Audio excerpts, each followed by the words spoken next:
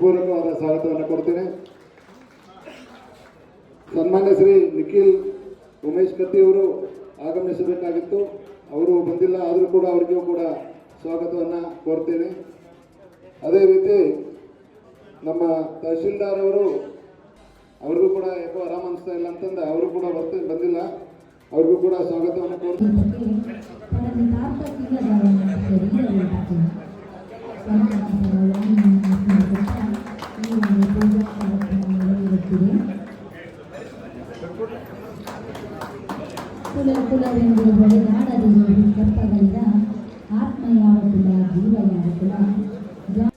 ನನಗೆ ಭಗವಂತನ ಸಾನ್ನಿಧ್ಯ ಬಂದೇ ಸಾಕು ಅನ್ನೋದನ್ನ ಅರ್ತಿರ್ತಕ್ಕಂಥ ಒಂದು ಕಡೆ ಭಕ್ತ ಕನಕದಾಸ, ಇನ್ನೊಂದು ಕಡೆ ಭಕ್ತಿ ಭಂಡಾರಿ ಬಸವಣ್ಣ.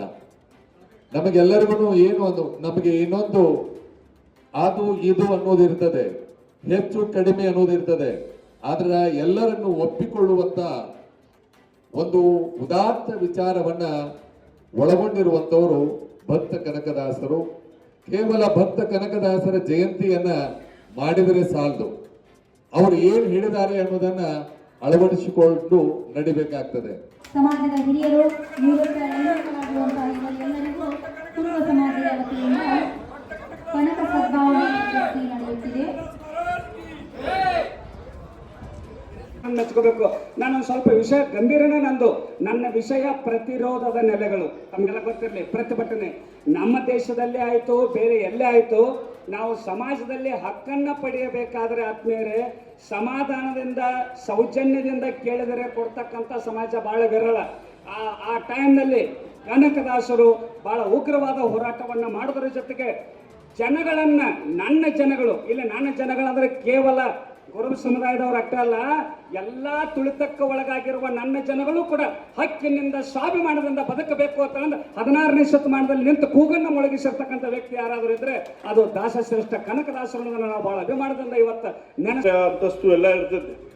ಬಟ್ ನಾವು ಕೂಡ ದೇಶ ಜನ ಸೇವೆ ಮಾಡಬೇಕು, ಜನಾರ್ದನ ಸೇವೆ ಮಾಡಬೇಕು, ಮತ್ತು ಜನಕ್ಕೆ ಒಳ್ಳೆಯ ಸಂದೇಶವನ್ನು ಕೊಡಬೇಕು ಅನ್ನುವಂಥ ವಿಚಾರವನ್ನು ಇಟ್ಕೊಂಡು ಅವರು ಆ ಒಂದು ತಮ್ಮ ಆರಾಮ ಏನೈತೆ ಅದನ್ನೆಲ್ಲ ಬಿಟ್ಟು ತಾವು ಹೊರಗೆ ಬಂದ ತಮ್ಮದೇ ಆದ ಒಂದು ಗುರುಗಳನ್ನು ಮಾಡ್ಕೊಂಡು ಅವ್ರ ಕಡೆ ವಿದ್ಯಾನ ಪಡ್ಕೊಂಡು ಹೊರಗಡೆ ಸಮಾಜ ಸೇವೆ ಮಾಡಲಿಕ್ಕೆ ಅವರು ಹೊರಗೆ ಬಂದ.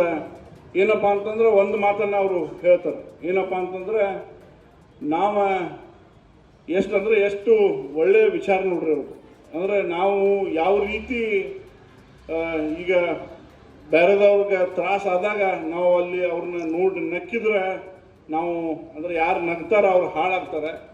ಮತ್ತು ನಾವು ಅವ್ರನ್ನ ಯಾರಿಗೆ ಕೆಟ್ಟ ಆಗಿರುತ್ತೆ ಅವ್ರನ್ನ ನೋಡಿ ನಾವು ಅವ್ರಿಗೆ ಸಹಾಯ ಮಾಡಿದಾರೆ ಅಂತಂದ್ರೆ ನಮಗೂ ಒಳ್ಳೇದಾಗ್ತಿತ್ತು ಅನ್ನೋಂಥ ಮಾತನ್ನು ಅವರು ಆ ಟೈಮ್ನಾಗ ಹೇಳ್ತಾರೆ. ಸೊ ಈ ಮಾತು